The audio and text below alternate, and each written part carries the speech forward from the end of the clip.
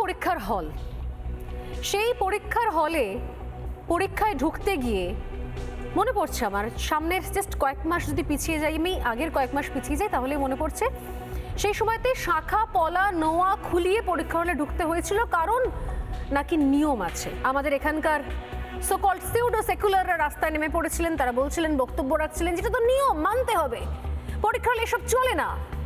কিন্তু পরীক্ষার হলে শাখা পলা নোয়া চলে না, তাবিজ কবজ চলে না, পরীক্ষার হলে হিজাব চলে কিনা এই মুহূর্তে সব থেকে বড় প্রশ্নের সামনে দাঁড়িয়ে রয়েছি আমরা। আর এই প্রশ্ন নিয়ে আজকে রবিবাসরীয় সোজাসুজি স্বর্ণালীর মেগা ডিবেটে আমরা আলোচনা করব, এই কারণ সম্প্রতি আরও একটা ঘটনা ঘটে গেছে।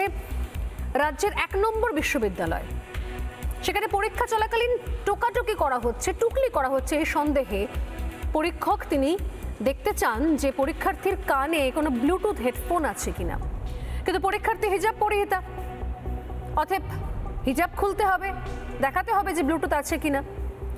এইটুকু সময়ের মধ্যে তাকে এমনকি তাকে পরীক্ষার হলেও চেক করা হয়নি, তাকে নিয়ে যাওয়া হয় আলাদা করে অন্য ঘরে নিয়ে গিয়ে চেক করা হয় তার কানে ব্লুটুথ আছে কি নেই। প্রশ্ন সে টোকাটুকি করছে কি করছে না এটাতে নয়, প্রশ্ন তার কানে ব্লুটুথ ছিল কি ছিল না এটাতে নয়। প্রশ্ন হচ্ছে এই কারণে সংখ্যালঘু কমিশনের তরফ থেকে ওই পরীক্ষকের ওপর, ওই শিক্ষিকার ওপরে এখন পদক্ষেপ নেওয়া হচ্ছে। আলাদা করে ফ্যাক্ট ফাইন্ডিং কমিশন বসে গেছে, কমিটি বসে গেছে, কারণ ওই পরীক্ষার্থী মনে করেছে এতে নাকি তার সম্মানহানি হয়েছে। মুখ ঢেকে পরীক্ষায় যদি কেউ প্রশ্ন করে তাহলে সম্মানহানি। আর যারা সাধারণভাবে পরীক্ষা দিতে এসেছিলেন, সঙ্গে ছিল শুধুমাত্র অ্যাডমিট কার্ড, শুধুমাত্র অপরাধ ছিল যে হাতে শাখা পলা নোয়া আছে, তাদেরকে সেগুলো খুলিয়ে পরীক্ষা হলে ঢোকাতে হয়েছিল, কারণ নিয়ম তাই বলে। তাই নিয়মের ওপর তো কিছু হতে পারে না, সব ক্ষেত্রে পরীক্ষার ক্ষেত্রে একই নিয়ম, পরীক্ষার হলে ঢোকার একই নিয়ম। তাহলে এই নিয়মগুলো এই সমস্ত ক্ষেত্রে কোথায় হাওয়া হয়ে যায়, কোথায় ভ্যানিশ হয়ে যায়? আমার প্রশ্ন এই ঘটনার সাপেক্ষে একটাই, যে আসলে আমরা আর কতদিন ধরে এই দ্বিচারিতাগুলোকে বহন করে চলবো?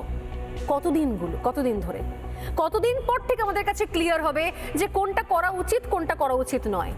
আমরা মুখে বলি সাম্যের কথা, ইকুয়ালিটির কথা, কেন এখনো পর্যন্ত এখানে এই সংখ্যা গুরু আর সংখ্যা লঘু, এই রঘু আর গুরুর মধ্যে আমরা এখনো পর্যন্ত ইকুয়ালিটি করতে পারলাম না?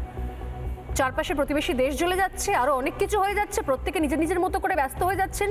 কে বুদ্ধিজীবী, কে ধান্দাজীবী, এই নিয়ে মানুষ প্রশ্ন তুলছেন। সাধারণ মানুষ সেই এখতিয়ার পাচ্ছেন, ক্ষমতা পাচ্ছেন, সোশ্যাল মিডিয়ায় যা খুশি তাই বলছেন, কারণ আমরা এখনো পর্যন্ত সেই মোড়কের বাইরে বেরোতে পারিনি। আর কবে পারবো? এই দ্বিচারিতার মোড়ক থেকে বাইরে বেরিয়ে কবে পশ্চিমবঙ্গের বাঙালিরা বলতে পারবে যে না, সময় এসেছে, যদি সত্যি সত্যি গণতন্ত্রের কথা বলা হয় তাহলে আমরা ওই সাম্যের কথা বলি। নিয়ম এক এক ক্ষেত্রে বদলে যায় না, গুরু হওয়া অপরাধ নয়, আর লঘু হলে অ্যাডভান্টেজ পাওয়া যায় না, এটা চিরকালীন হতে পারে না। নানা ধরনের কন্টেন্ট দেখার জন্য লাইক করুন, শেয়ার করুন আমাদের ফেসবুক পেজ, সাবস্ক্রাইব করুন আমাদের ইউটিউব চ্যানেল। পাশাপাশি অন্যান্য ব্রেকিং নিউজের জন্য অবশ্যই চোখ রাখুন রিপাবলিক বাংলায়।